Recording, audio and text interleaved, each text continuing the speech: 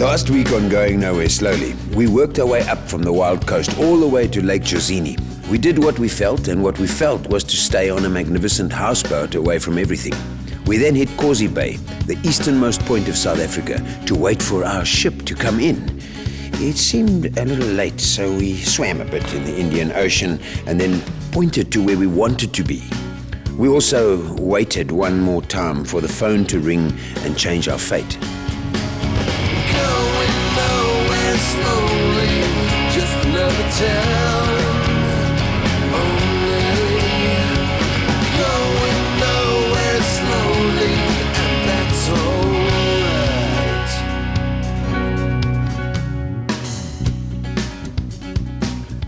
But as they say, the show must go on. And here we are in the newly refurbished, bigger and brighter Big Hole. And I am not going to say the Afrikaans version for obvious reasons.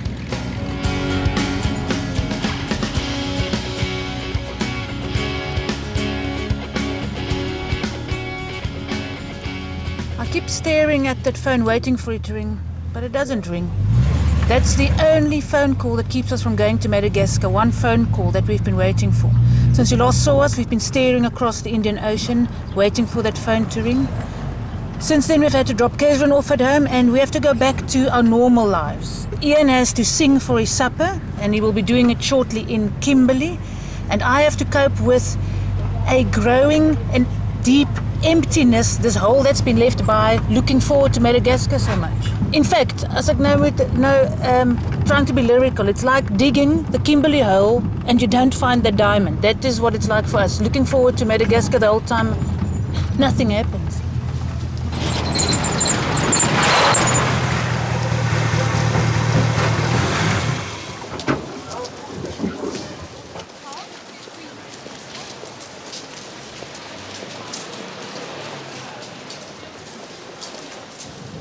Yeah, I think it's great. You stand on this platform that's suspended right over this hole here, and it sways. It's almost like being at sea because it's all this it's suspended by cables. It's been incredibly done. I think it's very impressive, actually. Much, much better than the last time I was here. When you stood in that little cage and it wasn't fun, this just takes you right into it, and it's been beautifully done. I mean, the way the bridge was constructed, if you've been to the hole before, come back again. It's a totally different experience. 20 million tons of soil and rock was pulled out of here to get 2 tons, plus minus, of diamonds. And on that is based South Africa's whole industrial revolution. Correct. Started there with that. Correct. For riches, wealth, fame, the whole thing, I mean, that's why the people came here from England, America, the world at large, to come and try and find a fortune down here in diamonds. That's what they came here for. It's extraordinary. For 40 years, in this space that we're looking at, that's all people were doing. Yeah. Killing each other, killing for it, hoping for a dream, for a shiny thing that you dig out of the ground. But it is quite, affects you a bit if you look at how a country, or the wealth of a country, was forged here, right where we're standing, and the amount of life and passion and effort that went into it. And now we just come and look at it and then we drift on. Yeah. I had to rehearse for a show, and Viv, well, she had some time on her hands, and the Gariep show was on. This is the Gariep Feast warming up. We're waiting for Ian to perform, and I have some time to kill, so I'm going to walk around. I'm sure I saw a horse dust around here. There's food, there's stuff to buy, t-shirts, all kinds of interesting stuff. Good grief. This was the first program ever broadcast on SABC. Haas, das en Niskas. Ja, hij is nou op die FVD. My grief. Ach, moeder.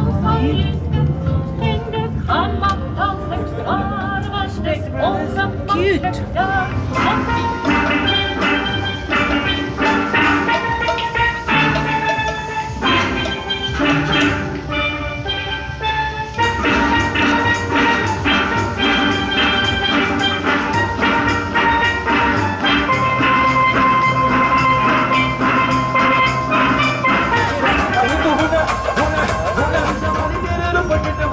Don't want to be funny, but so far the most exciting stall is this TV license exhibition. exhibition here behind me.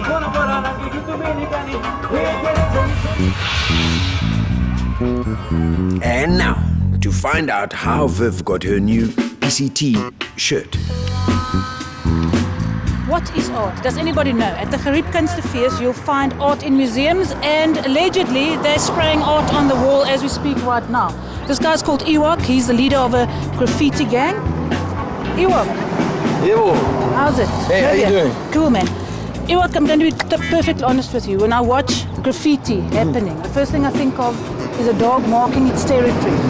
What's different to me simply saying, I am here, and what you're doing? The difference between vandalism and art, Yes. I think what you're talking about is definitely vandalism. It's definitely a side of graffiti. In graffiti history of graffiti would have started with guys literally marking their territory. But as it's evolved over 30, 40 years that it's been around, it's turned into an art form where guys have just basically taken an aerosol can and turned it into a medium like most artists would use a paintbrush or a pencil and just learn to use it. So it's the craft of it more than Yeah. the art, because you're still basically vandalizing the wall. It's just prettier. It's basically, we're still writing the name. You know, the idea of graffiti is that it originated from writing letters. It's called graffiti writing for a reason. It's where you use letters and create new shapes and new ideas out of letters to give it your own authentic, original So you are language. like a dog marking its territory. Absolutely. No, well, that's fine with me. Yeah. Now, I've gotten some flack on the show for wearing T-shirts, funny T-shirts, unusual T-shirts, which for me are forms, they're visual puns. For me, it's wearable graffiti. Oh, That's with correct. the- Okay, yeah. And now they've censored it, they've pixelated it out. So is there any way that you can do me a censored T-shirt, you know, like little pixelations? Mark me, China. Right now. I wonder if more people would watch if they pixelated my face. Maybe.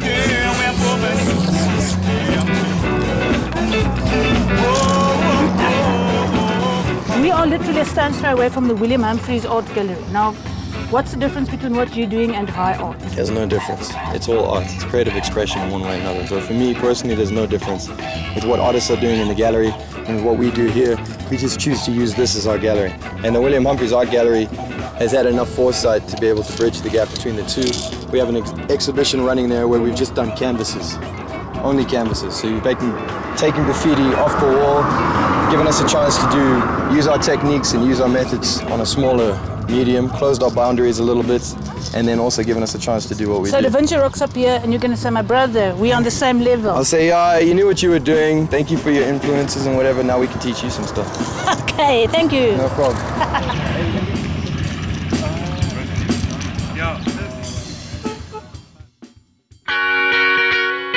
Going nowhere slowly, and that's alright.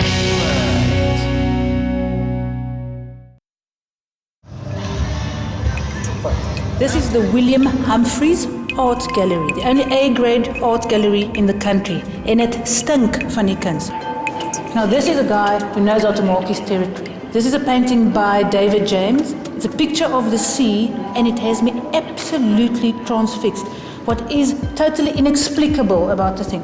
As you go closer, it's an oil painting. You can physically see the brush strokes of the paint that he used to make this painting, but it's translucent. You can see it through the oil paint somehow. Absolutely magnificent.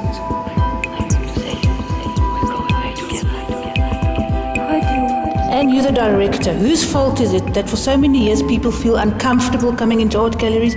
We feel like we're too stupid to enjoy things and that we don't have the right to say something is terrible. I have no idea where it comes from. I know it exists and I know it's very strong. And we've had a hell of a job trying to break down that very precious museum thing. People don't enjoy feeling mentally incompetent. And I don't know why it is that music is instantly accessible and art is like rocket science. Who made it like that? So let's compare it to music then. So these are Beethoven's. Do you have Patricia Lewis's hanging around somewhere? That's a ghastly question. I must Where does like graffiti modern fit? popular. I don't know. Graffiti. Well, let's take a look at the graffiti. Does that count as a Kurt Darren? I think you'll have different levels in the graffiti as well. Maybe maybe you can call it Kurt Darren because it's popular. The youth love it. It's their medium. They understand it. So there. Well, Yes. there we go. Thank you. We're going to look at Kurt Darren.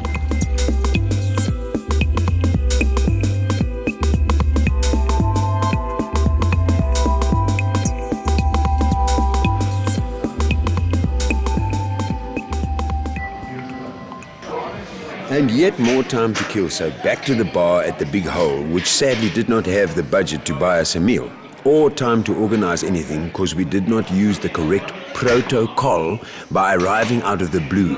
But whatever. I guess we just became tourists. Time passes swiftly while doing nothing, and soon back to the festival and the people had arrived. Viv had grown horns and was now getting into fierce mode, so to speak.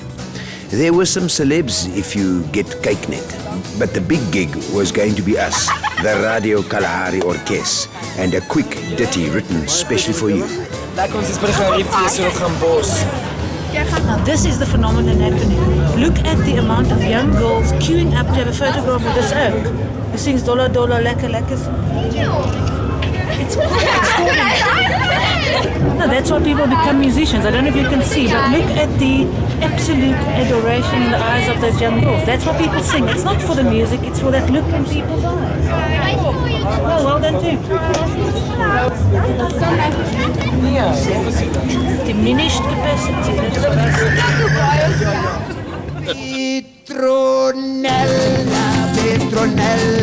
Petronella, ek het jou so lief. Jy's my enigste dierbaarste Nella. Jy's my engel, my klein hartedief.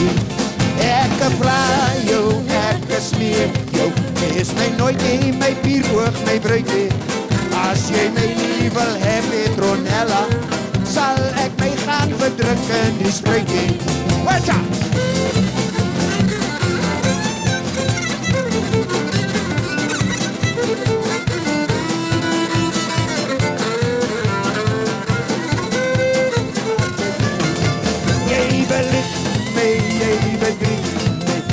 Natuurlijk voel ek nou verlaten. Laat jy my in die steek, Petronella. Skiet ek jou uit jou kerelsmol gate. Ja, nee.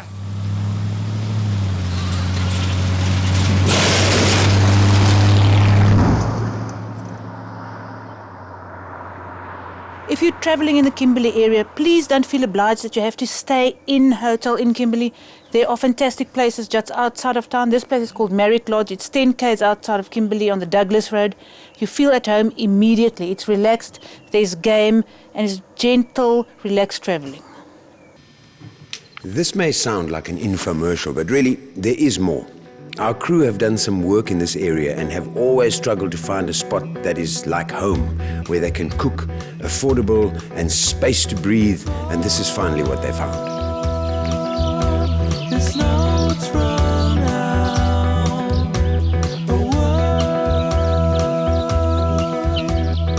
We moved south to get the car back to its owner, slowly, and taking the scenic route, just in case of you know what.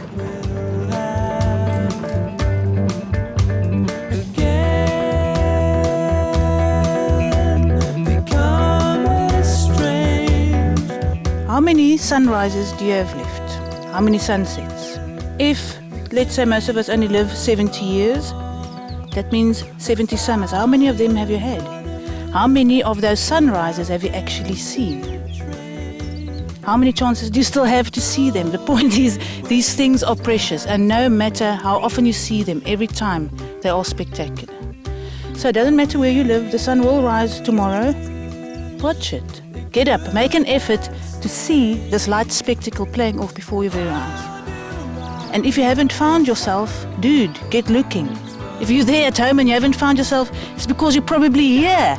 Get up from that chair and come and find yourself. Accountant in the city, you're probably behind the tree over there. You just haven't bothered to look. And who's that auntie with the nail salon? There, you're under that stone. Get up, come and watch the sunrise and find yourself.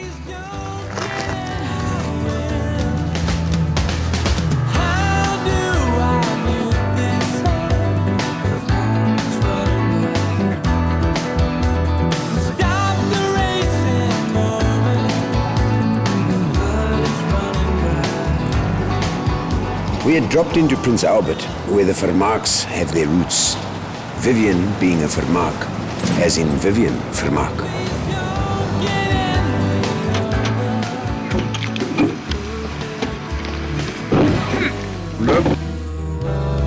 You know, at some places when you travel, you rock up and it feels like you're at home. At some places you rock up and you wish it was your home. The Bergkant Lodge is like rocking up at your classier cousin's place. The place has an elegance that is quite honestly 3 levels above me, but I can aspire. And it has a lovely training facility in the front yard.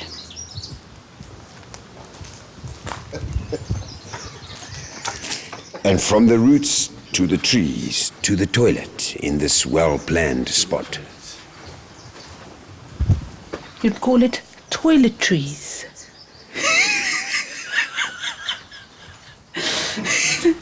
Now that was a pun. A bad one. Going nowhere slowly, and that's alright.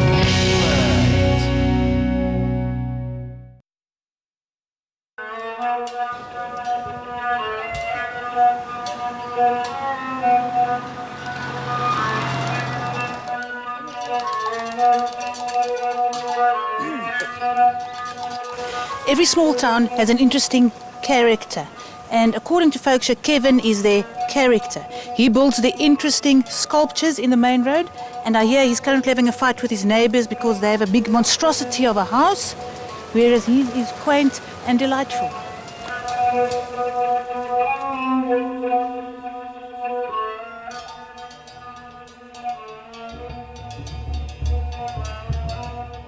Kevin, are you mad?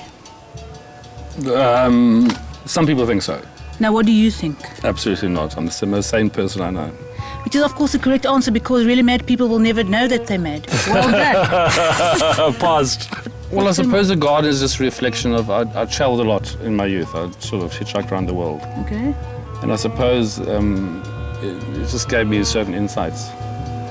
And to allow myself to be different. I think that's one thing you learn in travel, to be yourself. All found objects. Yeah? Like rocks and stones. I guess I'm a bit romantic. On all the old farms you find these old implements that are all being sent away now, to be melted away. And it's like picking up history and putting it together in a different way. So it is a way of preserving the past in a way. And why the bicycles? Simply because in a lot of scrap yards and rubbish dumps, everyone has a bicycle. Everyone's had a bicycle. Everyone relates to a bicycle. Well, the most extraordinary thing happened. I almost warned anyone to not, buy next to empty plot, because this man spent 2 years illegally building this house, which now overlooks my secret garden, our whole family history and everything else. And he's now built a full-length veranda, quite literally overlooking my entire garden.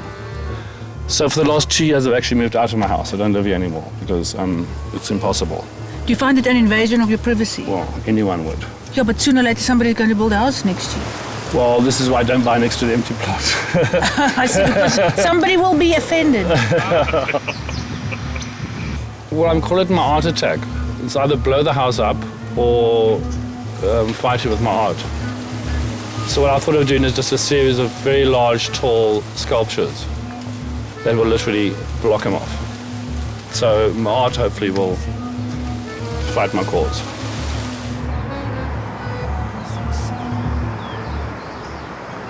Prince Albert is the cauldron in which the Vermaak family was brewed. My parents really found their feet as human beings here. My elder brothers and sisters grew up here, and it was quite a different world really from what we know today. At the time, not only in Prince Albert itself was very wild, but in general, cigarette smoking was cool, apartheid was hot. Men were equal, but women were not. The house behind me is the house that my family and my father really found themselves. They stayed here for a long while. My father was a magistrate, and I'm hoping people are here so I can have a look.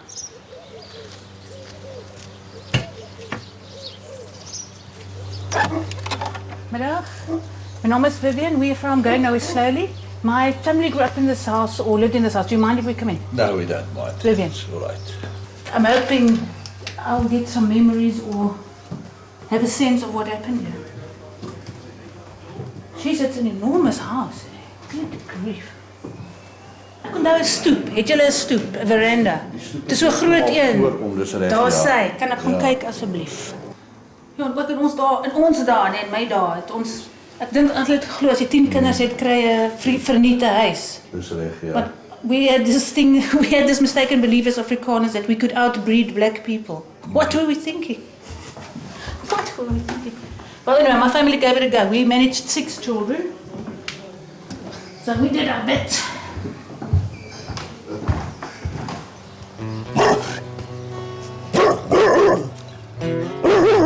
Ag, hondjie, moet nou nie so aansit nie.